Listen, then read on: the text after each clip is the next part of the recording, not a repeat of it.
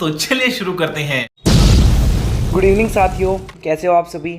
आज हम बात करते हैं most important features of BSc nursing 4th semester pharmacology, जिससे हर बार क्वेश्चन आते हैं और जो ड्रग्स बेसिस पे क्वेश्चन आते हैं, बहुत सारे स्टूडेंटों का सवाल भी रहता है कि हम फार्मा किस तरीके से पढ़ें ताकि हमें फार्मा में हर तरीके से आसानी हो, क्लासिफिकेशन, उसके मैकेनिज्म ऑफ एक्शन वगैरह सारी चीज़ें।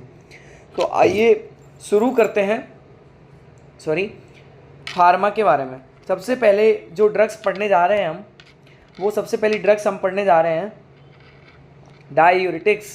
डाययूरेटिक का मतलब है जो ड्रग यूज़ की जाए किस में, एक्सक्रीशन ऑफ यूरिन को बढ़ाने और उसके सॉल्यूट फॉर्म ऑफ किडनी को करने के लिए जो यूज़ की जाए उसे डाययूरेटिक्स कहते हैं। अब देखते हैं हम कि सबसे पहले जो नाइट्रीयूरेटिक होती है वो क्या करती है, सोडियम के एक्सक्रीशन को बढ़ाती है, और एक्वायूरेटिक्स वाटर के एक्सक्रीशन को बढ़ाती है। Use in treatment of hypertension और इडीमा। इसके एक क्वेश्चन का जो साइड लाइन हो गई ना, उसकी क्लासिकल लाइन हो गई ड्रग्स की, इन use of hypertension and oedema. ठीक है, अब हम बात करते हैं इसके क्लासिफिकेशन, जो एक मोस्ट इंपॉर्टेंट टॉपिक है इसका। सबसे पहले देखते हैं high efficacy drug, moderate efficacy drug और लो एफिकेसी ड्रग। जो डायूरेटिक्स है उस डायूरेटिक्स को 3 पार्टों में डिवाइड किया गया है। सबसे पहला part high efficacy drug, second part moderate efficacy drug और थर्ड पार्ट लो एफिकेसी ड्रग। तो सबसे पहले हाई एफिकेसी ड्रग के बारे में बात करेंगे। तो हाई एफिकेसी ड्रग के मतलब हो गया, सबसे पहला आ गया फ्यूरिसमाइड, फिर टॉर्सीमाइड और एजोमाइड। ये वैसी ड्रग हैं जो मोस्ट कॉमन जो डायूरेटिक्स हैं उसके अंदर यूज़ की जाती हैं। मैंने वही एग्जांपल सेट किए हैं इनमें भी। सेकंड बात करते हैं हम मॉडरेट एफिकेसी ड्रग, जिनको बोलते हैं थाइजाइड और थाइजाइड लाइक। 2 तरीके के इनमें भी सब क्लासिफिकेशन है, थाइजाइड और थाइजाइड लाइक। थाइजाइड के अंदर क्लोरोथाइजाइड, पॉलीथाइजाइड, थाइजाइड लाइक में क्लोपामाइड और जिपामाइड। ये आप अपने हिसाब से आपको जो सिंपल ट्रिक्स के अकॉर्डिंग मैं याद करवा दूंगा। अब हम बात करते हैं अगला लो एफिकेसी ड्रग के बारे में, जिसमें 4 सब क्लासिफिकेशन आते हैं। सबसे पहला पोटेशियम स्पेरिंग, दूसरा कार्बोनिक एनाइड्रेज, तीसरा ऑस्मोटिक और चौथा मिथाइल जेंथेन। कार्बोनिक जो पोटेशियम स्पेरिक है, पोटेशियम स्पेरिंग जो है, पोटेशियम स्पेरिंग का मतलब ही क्या हो गया, स्पेरोनोलैक्टोन एमिलोराइड। कार्बोनिक एनाइड्रेज का मतलब हो गया एसिटाजोलामाइड। और एसिटाजोलामाइड जो होती है ड्रग ऑफ चॉइस होती है हाइड्रोसेफेलस के अंदर, जो कि इंक्रीजमेंट ऑफ CSF को कम करती है, ये याद रखना। अब ऑस्मोटिक की बात करें, ऑस्मोटिक जिसके अंदर मैनिटॉल, यूरिया और ग्लिसरॉल आते हैं। दूसरी बात करें मिथाइल जेंथेन के अंदर थियोफाइलिन, अमीनोफाइलिन, ये इसकी ड्रग्स आती हैं। अब हम बात करते हैं किसके बारे में, जो मोस्ट इम्पोर्टेंट रहता है ड्रग्स में, क्लासिफिकेशन तो हो गया कंप्लीट। अब बात करते हैं हम मैकेनिज्म ऑफ एक्शन के, कि ड्रग्स का क्या क्या मैकेनिज्म ऑफ एक्शन रहेगा, उसके अकॉर्डिंग बात करेंगे। तो सबसे पहले फ्यूरिसमाइड को देखते हैं। फ्यूरिसमाइड क्या करता है, फ्यूरिसमाइड करता है कि जो सोडियम होता है, उस सोडियम क्लोराइड और पोटेशियम के एक्सक्रीशन को कम करता है और सिम्पोर्ट का काम करता है। सिम्पोर्ट का जो क्या करेगा, जो करेगा सोडियम और क्लोराइड के एक्सक्रीशन को बढ़ाएगा। सोडियम और जो क्लोराइड है उसके एक्सक्रीशन को बढ़ाएगा। कब बढ़ाएगा, जब सोडियम, पोटेशियम और क्लोराइड के सिम्पोर्ट को कम कर देगा। अब बात करते हैं हम थाइजाइड के बारे में, कि thiazide act on DCT, sodium chloride को ट्रांसपोर्ट। वो भी क्या करता है, सोडियम और क्लोराइड के एक्सक्रीशन को बढ़ाएगा। मेनली हमारा काम क्या है डायूरेटिक्स के अंदर, सोडियम और क्लोराइड के एक्सक्रीशन को बढ़ाना। पोटेशियम स्पेरिंग के अंदर क्या करेगा, ये बाइंड होगा किससे, जो स्पिरिनोलैक्टोन और एमाइलोलैक्टोन की हमने बात की थी, जो बाइंड होगा एल्डिस्टेरोन, जो एल्डिस्टेरोन से बाइंड होगा और इनहिबिट करेगा उसके एक्शन को, ताकि सोडियम और क्लोराइड का एक्सक्रीशन बढ़ाया जा सके। फिर हम बात करते हैं एसिटाजोलामाइड के ऊपर, जो क्या करेगा, इनहिबिट करेगा कार्बोनिक एनाइड्रेज को। जो कार्बोनिक एनहाइड्रेज है उसको इनहिबिट कर देगा और उसकी वजह से क्या होगा, सोडियम बाइकार्बोनेट का रीअब्जॉर्प्शन नहीं हो पाएगा और सोडियम बाइकार्बोनेट के रीअब्जॉर्प्शन ना होने के कारण सोडियम और क्लोराइड का एक्सक्रीशन बढ़ जाएगा। अब हम बात करते हैं इसके यूजेस के, जो हमने शुरू में पढ़े थे, hypertension, oedema, peripheral oedema, diabetic insipidus, क्योंकि सोडियम और वाटर का एक्सक्रीशन बढ़ा रहा है तो उसके अंदर यूज़ करेंगे।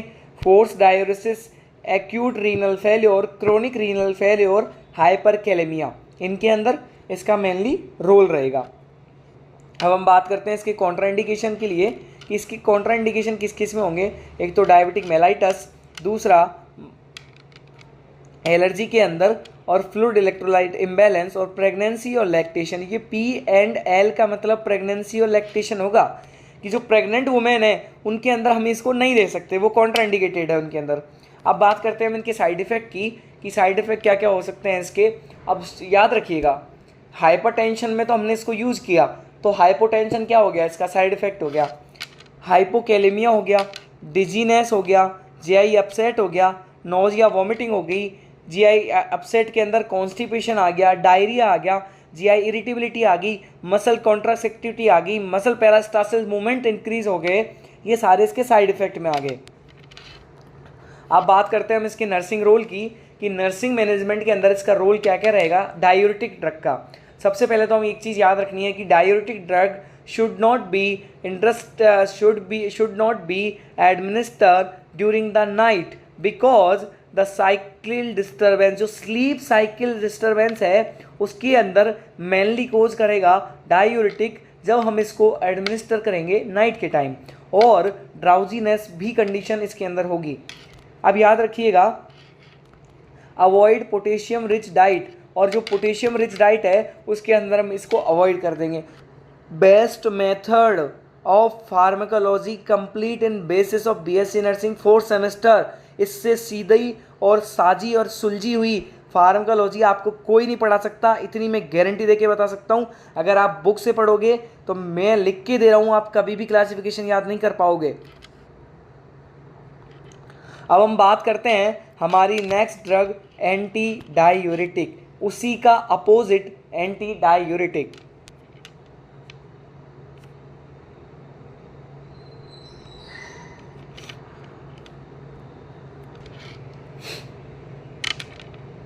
एंटी डायूरेटिक, जिसका मतलब क्या हो गया, नाम से ही सीधा सीधा स्पष्ट हो रहा है, anti plus diuretic, opposite of, against and drug that increase the urine excretion.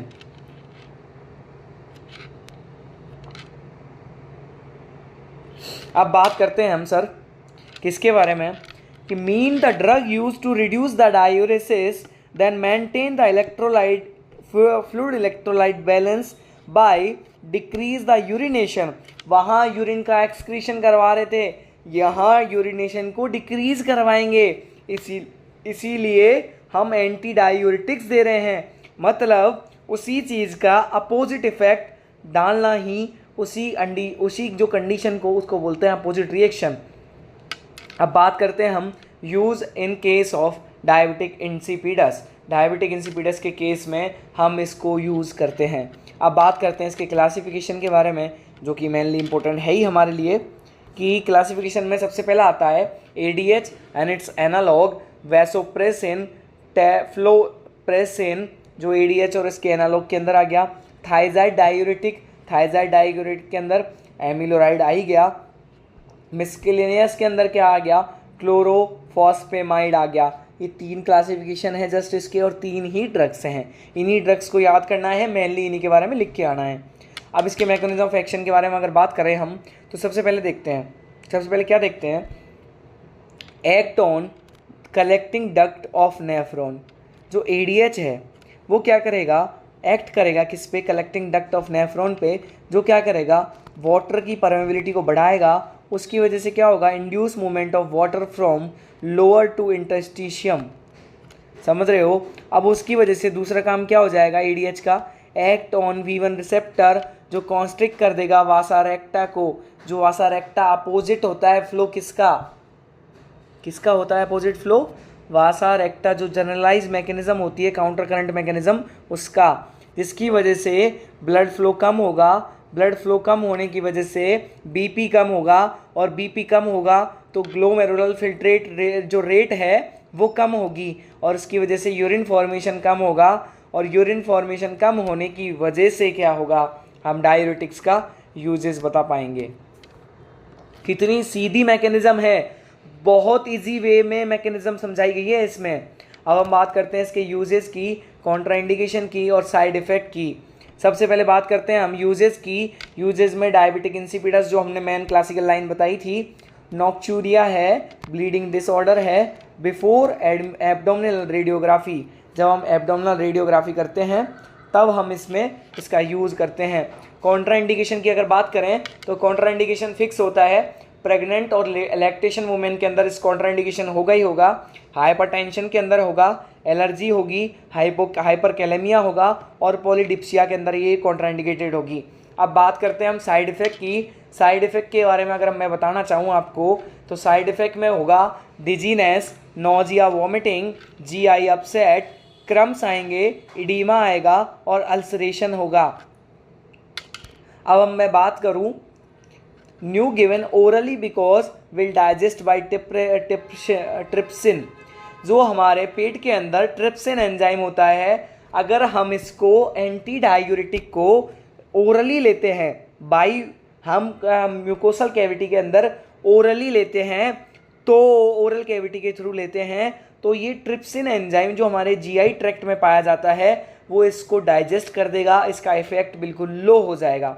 Nursing role के अंदर हम देखें तो नेवर एडमिनिस्टर ओरली, ओरली इसको हम एडमिनिस्टर नहीं कर सकते, ठीक है। अब बात करते हैं हम थर्ड हमारी जो ड्रग आती है उसके बारे में, कि थर्ड ड्रग हमारी है bronchodilator.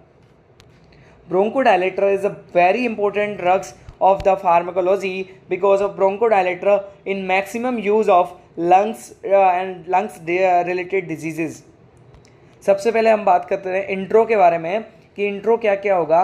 Drugs that use the dilate diameter of bronchus and subclass of anti asthmatic drugs. Bronchodilator is a subclass of anti-asthmatic drug, is an important classical line of bronchodilator. Generally used to track the bronchial asthma, bronchodilator is a subclass of anti-asthmatic drug, and bronchodilator is mainly used to treat the bronchial asthma, is a very life-threatening condition related to the lungs injury and lungs disease। अब मैं बात करता हूँ इसके classification के ऊपर कि इसका क्लासिफिकेशन क्या होगा, उसके अकॉर्डिंग मैं आपको बात करना चाहता हूँ। सबसे अब पहली बात करते हैं हम सिम्पैथोमिनिमाइलिक ड्रग्स या बीटा एड्रोजेनिक रिसेप्टर या बीटा एड्रोजेनिक एगोनिस्ट, जिसके अंदर तीन मेन सब डिवाइडेड क्लासिफिकेशन है।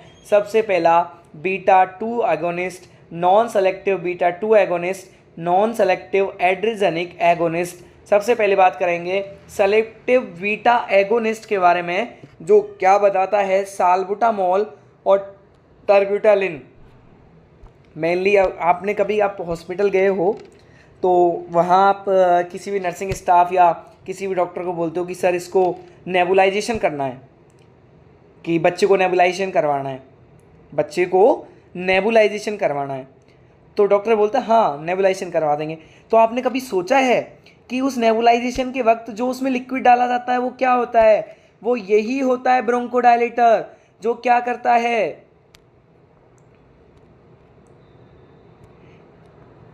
जो क्या करता है, डायलेट करता है डायमीटर ऑफ ब्रोंकस को, ताकि ब्रीदिंग डिफिकल्टी को कम किया जा सके, उसके ईएसआर को कम किया जा सके, क्योंकि ईएसआर मैक्सिमम लेवल पे पहुंचा था, इसका मतलब होता है लंग्स के अंदर इन्फेक्शन। तो आप समझने की कोशिश कीजिए कि सेलेक्टिव बीटा 2 एगोनिस्ट के अंदर साल्बुटामोल, टर्ब्यूटालिन का उपयोग किया जाता है।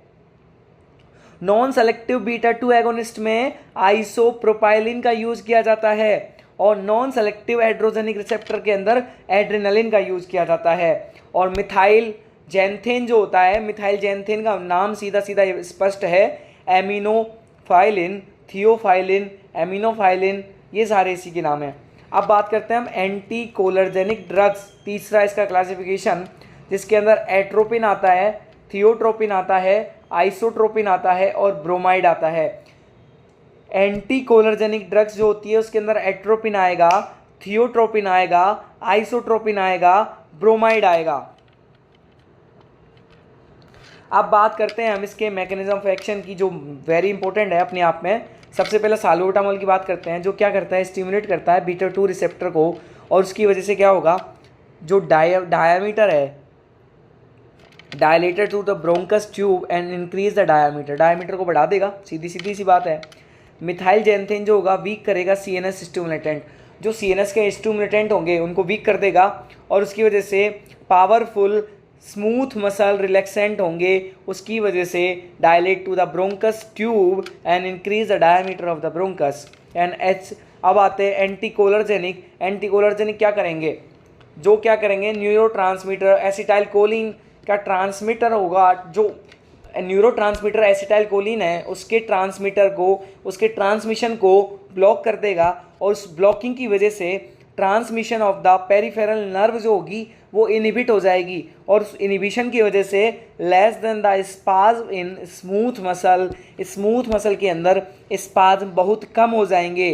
अब इसका सबसे मेनली यूज जो होता है उसके अंदर देखते हैं हम यूजेस किस किस के अंदर होते हैं। सब classification line of the bronchial asthma in use of bronchodilator, emphysema, COPD, Parkinson disease, GI sickness and bronchospasm are use in bronchodilator. Contraindication किस किस के अंदर होंगे, pregnant and lactating women, allergy, myocardial insufficiency और डायबिटिक मेलाइटस। साइड इफेक्ट की अगर बात करें तो साइड इफेक्ट नोजिया, वॉमिटिंग होगा, जीआई डिस्टर्बेंसेस होंगे, टैकीकार्डिया होगा, ब्रेडिकार्डिया होगा और डिजीनेस होगा। अब हम नर्सिंग रोल की अगर बात करें तो teach the parents to correct method of inhalation, जो पेरेंट्स होंगे उनको टीच करेंगे करेक्ट मेथड ऑफ इनहेलेशन के लिए हम उनको टीच करेंगे। आई होप आपको ये तीनों ड्रग्स अच्छी तरीके से समझ आई होंगी। नेक्स्ट वीडियो में अगली ड्रग्स के साथ मिलते हैं। थैंक यू सो मच, और चैनल को लाइक शेयर एंड सब्सक्राइब कीजिए। गाइज आपके लिए बहुत मेहनत कर रहा हूँ कि आपके एग्ज़ाम में आप इन क्लासिफिकेशन को बिल्कुल ना भूलो और आप अच्छे से आपका फार्मा का पेपर दे के आओ। पैथोलॉजी की भी कुछ क्लासेस लूँगा मैं,